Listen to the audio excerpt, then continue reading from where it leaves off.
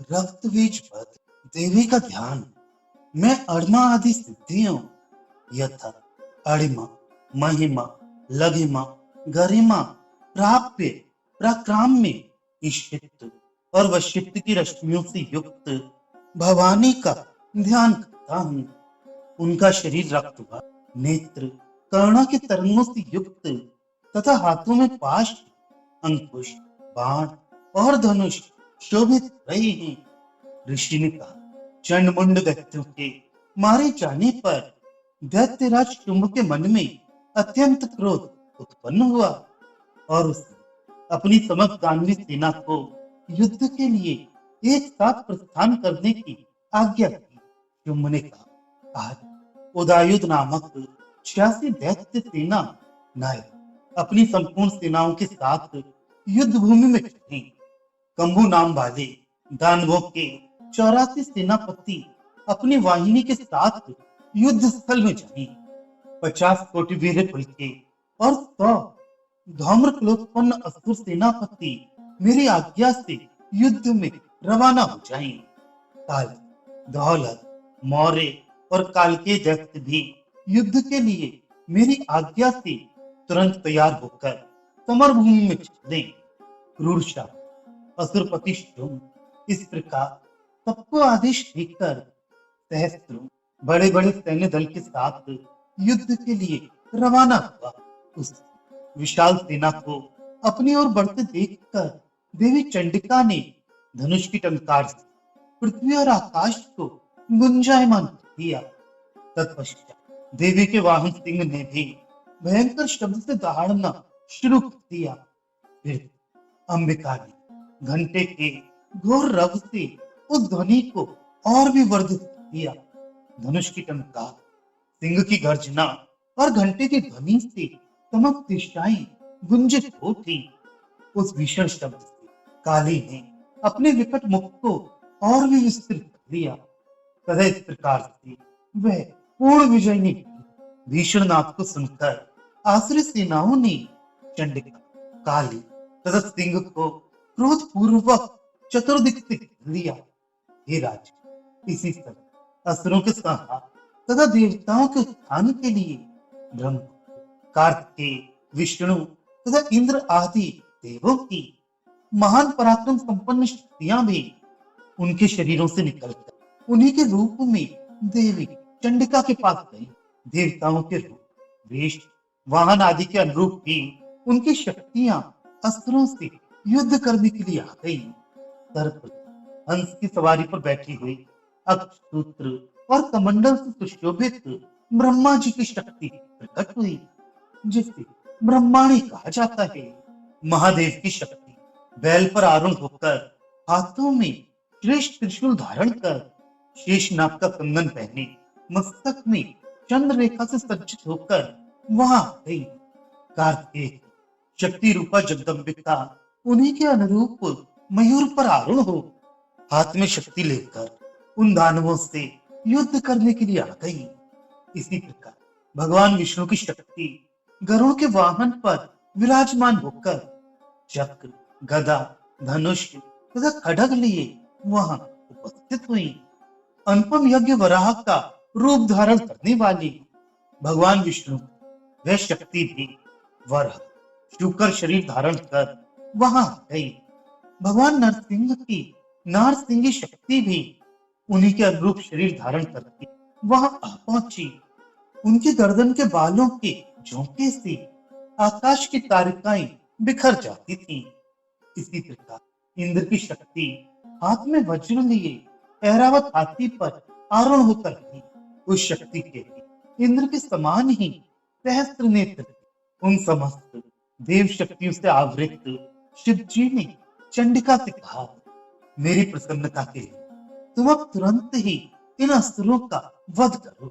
देवी के शरीर से अत्यंत भीषण और अति उग्र चंडिका शक्ति प्रकट हुई, जिसके द्वारा सैकड़ों श्रृंगारियों की सी आवाज हो रही थी। अपराजिता देवी ने धूमिल जटा वाले महादेव जी से कहा, भक्त, आप शुम्भ के पास दूत के वेश में जाइए और उन दोनों दानवों से कहिए उनके साथ युद्ध में उपस्थित अन्य दानवों को भी यह संदेश दिए, दैत्य, यदि तुम्हें जीने की इच्छा है तो पातालपुरी को जाओ, इंद्र को त्रिलोक्य का राज्य प्राप्त हो और देवगण यज्ञांश का उपभोग करें। बल के मद में तुम सभी युद्ध के इच्छुक हो। मेरी योगनियां तुम्हारे कच्चे मांस भक्षण से तृप्ति पाई। उस देवी भगवान शिव को दूत का कार्य सौंपा था, इसलिए वे शिव दूती के नाम से जगत में विख्यात ही हैं। वे दैत्य शिव जी के मुंह से देवी की बात सुनकर कुपित गए और कात्यायनी की ओर दौड़े। तत्पश्चात वे दैत्य क्रुद्ध होकर देवी पर बाण, शक्ति और ऋषि आदि अस्त्रों की वर्षा करने लगे। देवी ने भी धनुष की टंकार करके दैत्यों द्वारा निक्षिप्त बाण, शूल, शक्ति, परशु आदि को खिलवाड़ में ही काट दिया। काली आगे आकर राक्षसों को शूल के आघात से चीरने लगी। खटवांग के द्वारा उनको विध्वंस करती हुई रणस्थल की विचरण करने लगी। ब्रह्माणी भी अपना कमंडल लेकर जिस ओर निकल जाती थी, उधर ही जल छिड़ककर शत्रुओं को तेज तथा पराक्रमहीन कर देती थी। माहेश्वरी ने त्रिशूल, वैष्णवी ने चक्र तथा कार्तिकेय ने अपनी शक्ति के प्रहार से दानवों का नाश प्रारंभ कर दिया। इंद्राणी के वज्र से आहत होकर सैकड़ों दैत्य खून की धारा बहाते हुए भूमि पर गिर पड़े। वाराही शक्ति कितने ही राक्षसों को दूतों की चोट से नष्ट कर दिया। दानों के अग्रभाग से कितनों की छाती को विद्ध कर दिया तथा कितने ही चक्र की चोट खाकर धरती पर गिर पड़े। नारसिंह कितने ही दैत्यों को अपने नाखूनों से फाड़कर खा जाती थी और सिंहनाद कर संपूर्ण दिशाओं को गुजारती हुई रणभूमि में विचरण करने लगी। कितने ही राक्षस शिवदूती के प्रबल अट्टहास से भयभीत होकर रणभूमि पर लुटने लगे। उनके गिरते ही शिवदूती उन्हें अपना भक्ष्य बना लेती थी।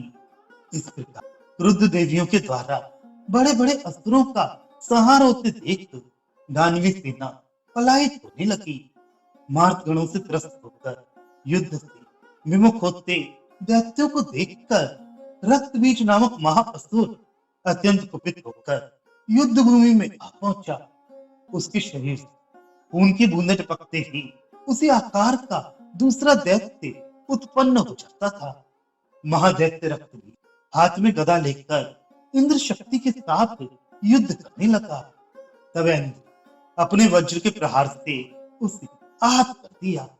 वज्र से आहत होकर उसके शरीर से पृथ्वी पर रक्त टपकने लगा। जिस उसी के समान अन्य दैत्य पैदा होने लग गई। उसके शरीर से रक्त की जितनी बूंदें पृथ्वी पर गिरी थी, उतने ही दैत्य उत्पन्न हो गए जो उसी के समान पराक्रमी थे। वे नए उत्पन्न राक्षस मार्तगणों के साथ भयंकर युद्ध करने लगे। इंद्राणी वज्र प्रहार से उसका मस्तक आहत होकर खून बहने लगा, जिस हजारों नए दैत्य उत्पन्न होकर सामने आ गए। वैष्णवी अपने चक्र से रक्त बीज पर प्रहार किया, फिर इंद्री गदा की चोट से घायल कर दिया।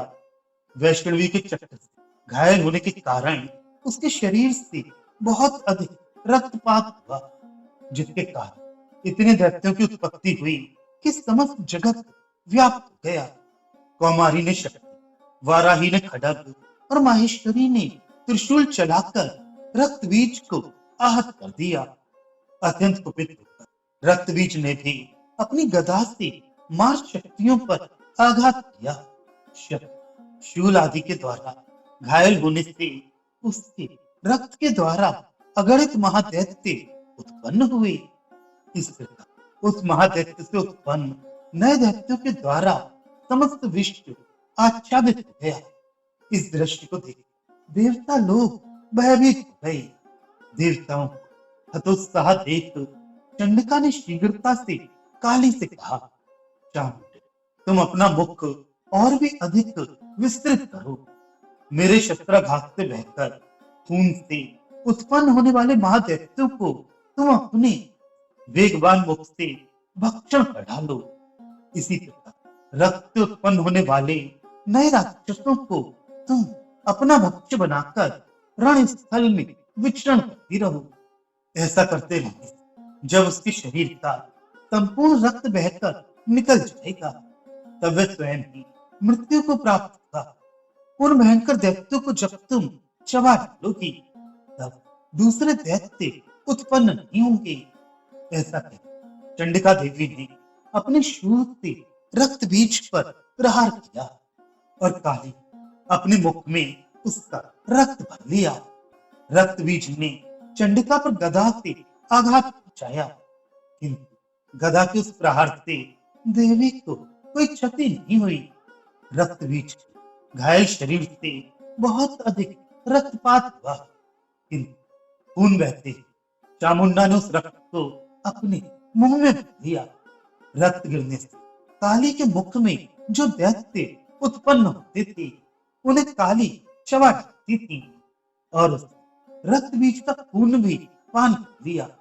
तब देवी रक्त बीज को वज्र, बाण, तलवार, रिश्ती आदि के प्रहार से मार डाला।